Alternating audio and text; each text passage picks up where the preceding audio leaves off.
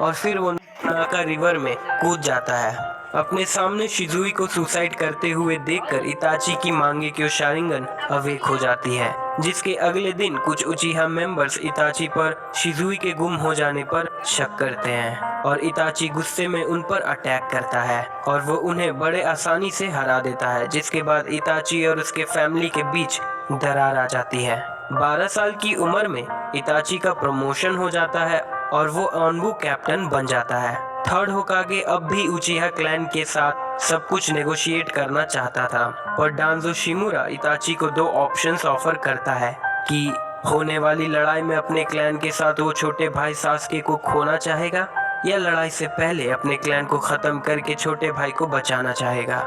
इताची अपने छोटे भाई को चुनता है और अपने क्लैन को मारने की जिम्मेदारी वो खुद अपने हाथों लेता है। ये डिसीजन लेने के बाद और ये समझने के बाद कि शिजुई उसके इस डिसीजन को अपोज करता, इताची गिल्टी फील करने लगता है, पर अपने पिता के कहे बात को याद करते हुए कि अपनी जिंदगी के फैसले किसी को करने मत देना, इताची अपने चुने रास्ते पर आगे बढ़ने के लिए फाइनल प्रिपरेशंस करने लगता है।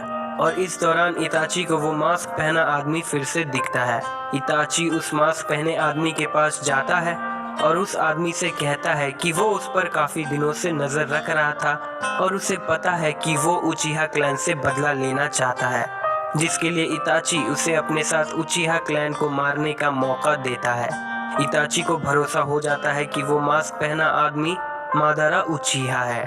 इताची मादारा को वार्न भी करता है कि उसे क्लैन के सभी मेंबर्स को मारना है सिवाय उसके छोटे भाई सास्के को छोड़कर, क्योंकि इताची को लगता है कि सास्के को उचिहा क्लैन और शिनोबी वर्ल्ड की हिस्ट्री के बारे में कुछ पता नहीं है, तो उसे इन सब चीजों से दूर रखना ही बेहतर है।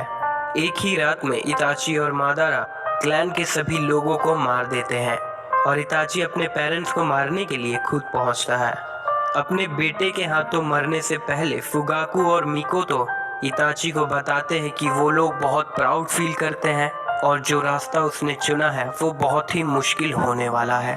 फुगाकू इताची को उससे प्रॉमिस करने कहता है कि वो उनके मरने के बाद सास्के का ध्यान रखेगा। इताची को लगता है कि उसके इस किए की सजा उसे सिर्फ सास्के ही दे सकता है और सास्के से ऐसा करवाने के लिए इताची सास्के के नज़र में खुद को एक विलन बना लेता है और वो सास्के को सुकुयोमी में डालकर बार बार उसके पेरेंट्स की डेथ को दिखाता है। सास्के उससे ये सब करने की वजह पूछता है, जिसके जवाब में इताची उसे कहता है कि उसने सास्के से कभी प्यार नहीं किया और उसने ये सब कुछ सिर्फ खुद के पावर्स को टेस्ट करने के लिए किया। इताची जाते जाते सास्के से कहता है कि अगर कभी दुख और गुस्से में उसे अपने क्लैन का बदला लेना रहा तो जब उसके पास मांगेक्यो शारिंगन आ जाए तब वो इताची को मारने आ सकता है। तभी सास्के का शारिंगन अवेक हो जाता है और सास्के बेहोश हो जाता है। ये देखकर इताची को रोना आ जाता है और वो वहाँ से चला जाता है, जिसके बाद इताची अपने क्लोन को डांजो के पास भेजता है और उसे वार्न करता है कि अगर उसने सास्के को चोट पहुंचाने की कोशिश की तो वो कोनोहा के सीक्रेट्स एनिमी विलेज को दे देगा। ये रियलाइज करने के बाद कि डांजो पर भरोसा नहीं किया जा सकता, इताची विलेज छोड़ने से पहले थर्ड होकागे के पास जाता है और मिशन कंप्लीट करने का रिपोर्ट देता है, जिसे सुनकर थर्ड होकागे बहुत डिसअपॉइंट हो जाते हैं।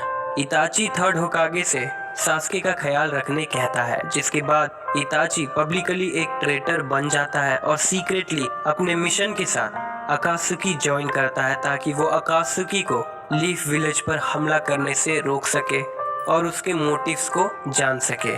अकात्सुकी ज्वाइन करने के बाद इताची का पार्टनर जूजो बीवा बनता है और वो दोनों लैंड ऑफ वाटर मिशन पर जाते हैं। मिशन कंप्लीट करने के बाद इताची और जूजो का पीछा यागुरा और उसके हंटर निन की टीम करती है। इताची अपने अमतराजु से यागुरा को रोक लेता है, पर इस दौरान जूजो की मौत हो जाती है। ओरोचिमारू इताची के बॉडी पर कंट्रोल करने की कोशिश करता है, पर वो बुरी तरह से नाकामयाब हो जाता है। इताची बहुत ही आसानी से ओरोचिमारू को गेंजुत्सु में डाल देता है और उसके एक हाथ को काट देता है, जिससे वो इससे बाहर ना आ सके। इताची ओरोचिमारू से कहता है कि उसे ओरोचिमारू और उसके एक्सपेरिमेंट्स से बहुत ही नफरत है।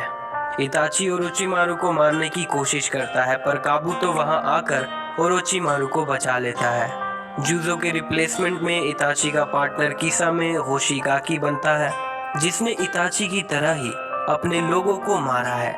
ओरोचिमारू के रिप्लेसमेंट के लिए इताची किसामे और सासोरी के साथ स्टोन विलेज जाता है देदारा को रिक्रूट करने के लिए।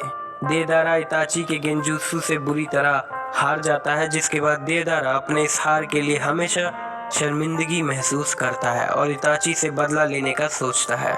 इताची हिडान के रिक्रूटमेंट के लिए भी चाहता है। पेन को ओरोचिमारू के हिडन लीफ पर किए अटैक के बारे में पता चलता है, जिसके बाद इताची किसामे के साथ हिडन लीफ जाता है ताकि वो इस अटैक के सच्चाई को जान सके, पर उसका असल कंसर्न सास्के रहता है। एक टाइम पर इताची को पता चलता है कि वो बीमार है, पर मेडिसिन और विल पावर के साथ वो जिंदा रहता है ताकि वो सास्के के हाथों मर सके। इताची और किसामे लीफ विलेज पहुंचते हैं, पर ककाशी इताची को पहचान लेता है। वो आसुमा और कुरानाई को इताची के पीछे भेजता है। इताची और किसामे उन दोनों को एक आइसोलेटेड जगह तक पीछा करवाते हैं, जिसके बाद वो लोग अपने आइडेंटिटी को रिवील करते हैं। आसुमा और कुरानाई उन दोनों से लड़ते हैं और बुरी तरह से कॉर्नर हो जाते हैं, पर वक्त पे ककाशी वहां आके कुरानाई को इताची के अटैक से बचा लेता है।